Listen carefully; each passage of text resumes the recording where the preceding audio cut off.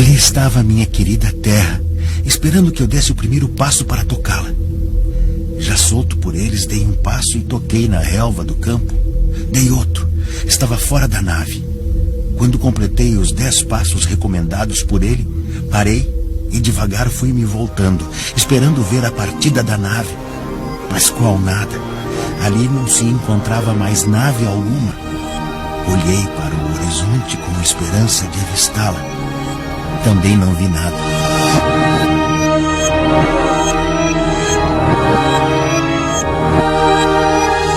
Ele nos impressionou com o seu relato. Nós não chegamos à conclusão que ele não tivesse passado isso. Dentro de uma opinião científica, os detalhes, a situação, a época, deixa claro que o senhor Arthur Berletti viveu uma experiência provavelmente em outro planeta.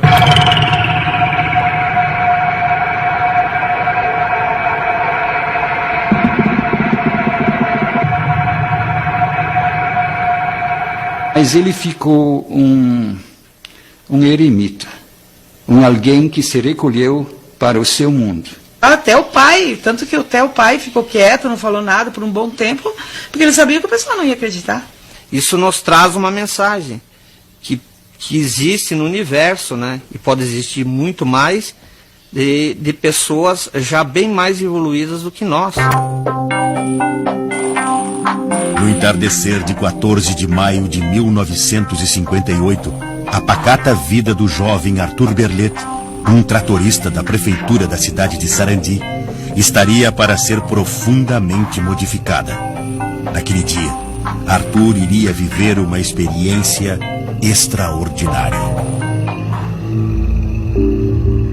Estamos na estrada Natalino, que liga a esquina Natalino a Sarandi, num percurso de 18 quilômetros.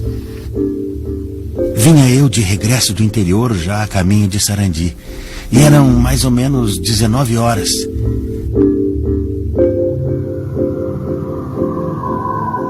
Em 14 de maio de 1958, o meu pai estava tentando vencer a pé esse percurso. Quando ao chegar nessa altura da estrada, ele avistou, próximo àquele mato, uma luz. Minha atenção foi chamada por uma luz estranha colocada na orla de um mato que aproximadamente se distanciava a cerca de 200 metros de onde me encontrava na estrada. Atravessei a cerca de arame e quando me encontrava a cerca de 30 metros da luz, verifiquei com espanto que era um objeto material redondo com cerca de 30 metros de diâmetro. Ao chegar próximo, ele percebeu que era um objeto estranho em forma de 2 bandejas sobrepostas. Senti vontade de retroceder e fugir. Entretanto, dominando-me e procurando raciocinar em torno do que via, aproximei-me mais ainda, quando subitamente surgiram mais de 2 vultos e um fortíssimo jato de luz me foi atirado, fazendo-me perder os sentidos. Um tempo se passou, ele recuperou os sentidos e viu que se tratava de estar dentro de uma nave espacial. O objetivo desses seres não eram pegar seres humanos, né? Eram fazer experiência em plantações. Eu tive um contato com o Arthur no ano de 1969, no 2º semestre. Isso aí é uma coisa que realmente aconteceu, que naquela época é difícil de acreditar. O que mais nos tocou e nos convenceu foi com a convicção, com a certeza que ele contava as coisas que ele teria vivido e o que ele teria visto. Quando acordou, Arthur Berletti estava no planeta Akart, a aproximadamente 65 milhões de quilômetros da Terra. A viagem até o planeta durou cerca de 38 horas. A partir daí, até o seu retorno, passaram-se 11 dias. No planeta Akart, Arthur ficou a maior parte do tempo numa cidade com quase 90 milhões de habitantes. Segundo os seus relatos, os acartianos possuem o tipo físico muito semelhante ao do homem da Terra. Foi através do idioma alemão que ele conseguiu se comunicar com os extraterrestres. E ele só lembra que estava dentro do local, completamente isolado, que via criaturas, pessoas, muito semelhantes a nós, seres humanos. Ele ficou muito assustado, apreensivo, porque era um local completamente desconhecido do seu cotidiano, do seu dia a dia. E o pai sempre dizia, logo nós vamos ter contato direto com extraterrestres e tudo isso vai vir à tona.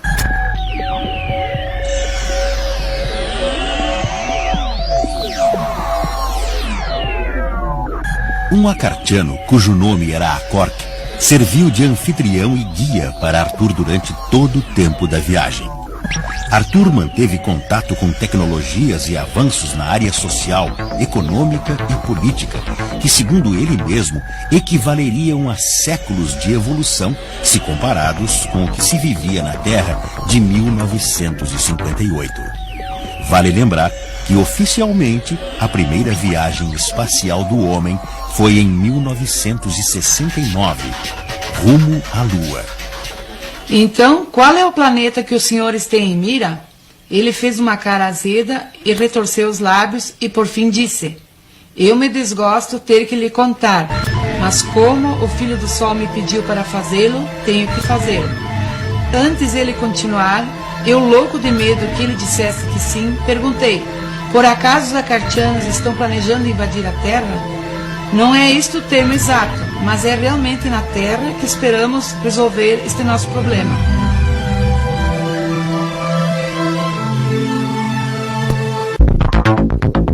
O Sr. Berlet, ele menciona, escreve nos seus manuscritos que ele viu a Terra na cor azul. Nós só tomamos conhecimento cientificamente desse fato no dia 12 de abril de 1961, quando Yuri Gagarin, o soviético, sobrevoou pela primeira vez, o nosso espaço. Andou em torno da Terra e falou essa frase: a Terra é azul. Que se eles têm condições de vir até nós, é porque eles são um povo culto, um povo inteligente, um povo desenvolvido. Em diversos momentos, também em nosso diálogo, ele expressava sempre a saudade que ele tinha de voltar, a angústia de voltar.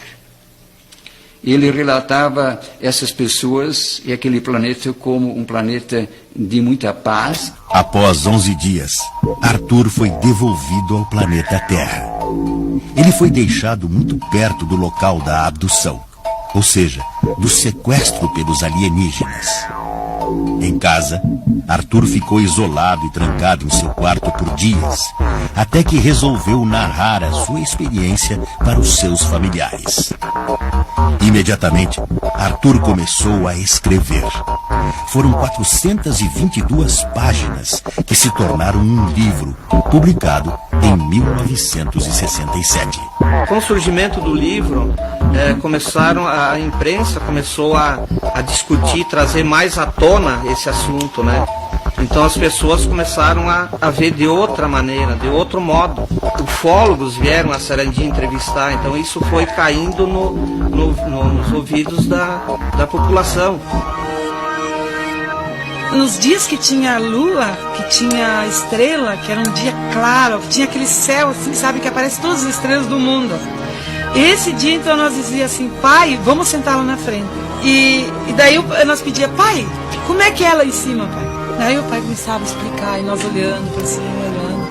Aí dali um pouco, daí o pai falava tanto, a gente se encantava tanto no que ele falava, que nós nem olhava mais para as estrelas. Aí nós virava de frente para ele e ficava lá assim, ó. Sabe, aquela história assim, com a boca aberta, prestando atenção assim, nos mínimos detalhes do que ele falava. Lá ele teria visto aparelhos parecidos com videofone, que nós conhecemos hoje, em pleno século XXI, E ele narrava um vidro a qual parecia um rosto de uma mulher, e o Acorc, que é o extraterrestre, que foi o mentor dele nesse planeta, explicou para ele que se tratava de um aparelho de comunicação comum no planeta Cart.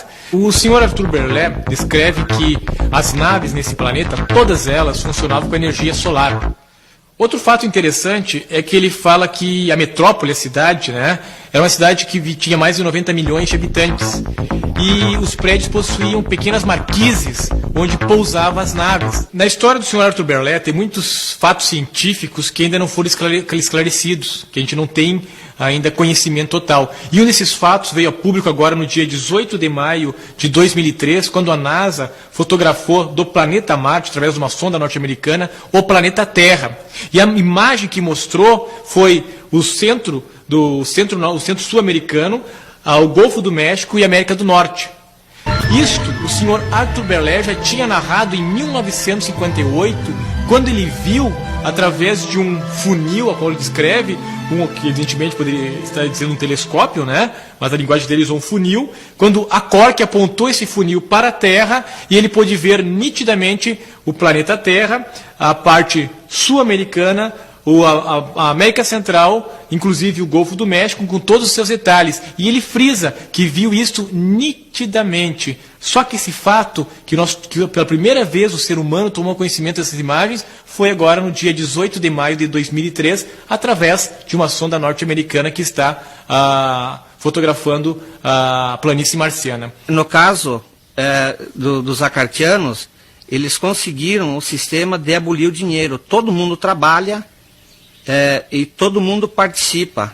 O curioso é que no livro dele, né, no original do livro dele, de 1967, ele pergunta para o Cork que dia e que horas são no planeta Terra. Aí o Cork pergunta para ele, mas em que ponto? Ele frisa, aonde eu saí, da minha pátria. É um governo único, uma religião única. E nesse momento a Cork pensa um minuto e diz, é dia 18 de maio de 1958. Né? Há exatos 45 anos, aquilo que um tratorista de prefeitura viu no interior de Sarandi, né, sem conhecimento, sem tecnologia nenhuma, através dessa narrativa da sua história em outro planeta, é o conhecimento que nós temos nos dias de hoje, passado por uma sonda norte-americana. Tudo isso vai vir à tona, entende? Então eu encaro como se ele tivesse sido um pioneiro, né?